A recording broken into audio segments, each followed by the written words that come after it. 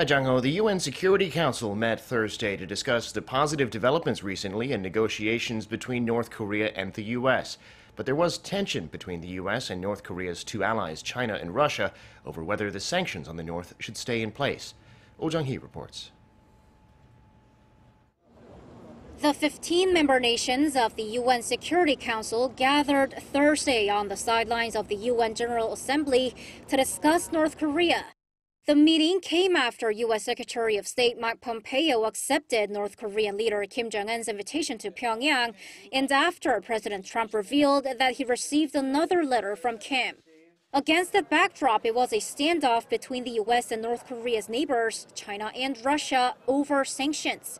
Secretary Pompeo said they'll have to stay in place until North Korea denuclearizes, and he credited the sanctions for the progress made up till now.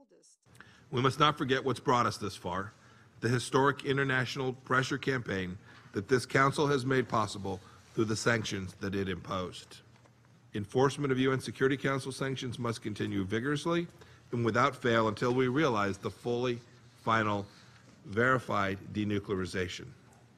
China and Russia, on the other hand, said the sanctions need to be eased. China's Foreign Minister Wang Yi pointed out that one of the Security Council provisions allows sanctions to be modified if Pyongyang is found to be complying with them. Given the positive developments, China believes that the Security Council needs to consider invoking in due course this provision to encourage North Korea and other relevant parties to move denuclearization further ahead. And Russian Foreign Minister Sergei Lavrov said sanctions can't become a, quote, instrument of collective punishment. I'll just like to remind you that any negotiations are a two-way street. North Korea's towards gradual disarmament should be followed by easing of sanctions. There should be reaction towards every action.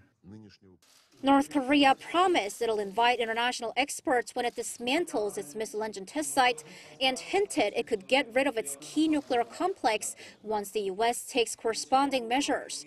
But differences remain between the U.S. and the two allies of the North over what comes next.